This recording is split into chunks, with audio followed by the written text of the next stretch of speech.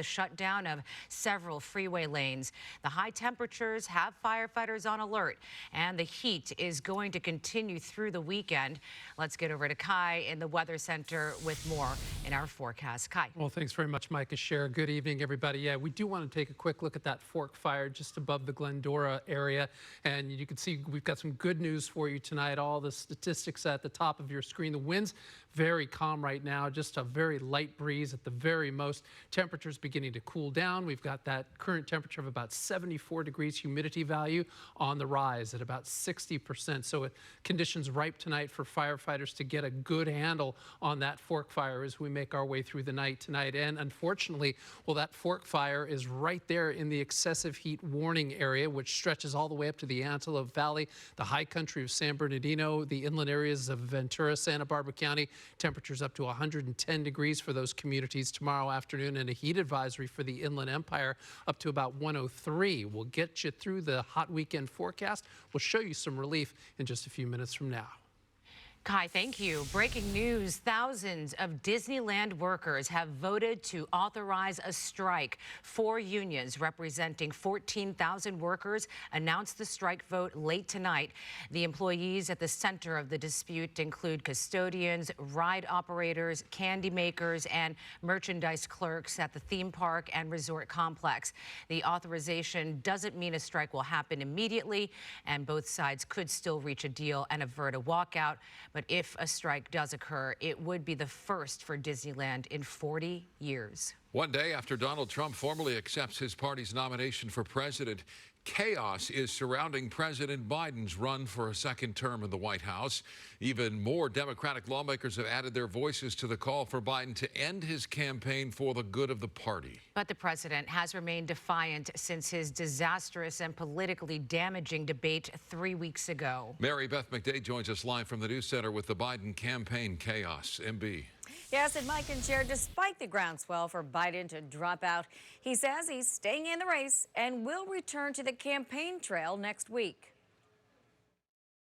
Several prominent Democratic lawmakers have joined the growing list of Democrats calling for President Joe Biden to step aside.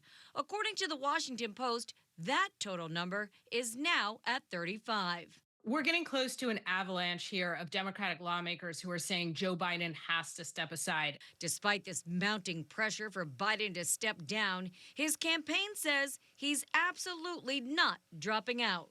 He has beat Donald Trump before. We have the path forward. He's in it to win it, and he can do that. Some campaign donors apparently see the party losing in a landslide if Biden stays in the race and won't give another penny until he drops out. If Biden is pushed out, the question becomes, will Vice President Kamala Harris become their candidate? Harris was seen in Washington on Friday, attending the opening of model Tyra Banks' new ice cream shop. A lot of them are not just interested in removing the president. They are interested in removing the whole ticket. Some Democrats are calling for a mini primary and an open convention to choose their candidate. A group of Democratic delegates met Friday to discuss how an open convention would work in Chicago next month. I think Democrats will likely require some sort of selection process. I don't think it will just be anointing Kamala Harris. However, our political analyst thinks they'll choose Harris in the end. Ultimately, what Democrats will remember is that Kamala Harris is the only one who can tap into the Biden-Harris fundraising because she was on that ticket that fundraised. She can use that pot of money. Biden, who's recovering from COVID, is said to be stewing that longtime party allies, including Barack Obama, are pressuring him to drop out. He's particularly angry and disappointed at Chuck Schumer, the Senate Majority Leader. He's angry and disappointed and feels abandoned by his old friend, Nancy Pelosi.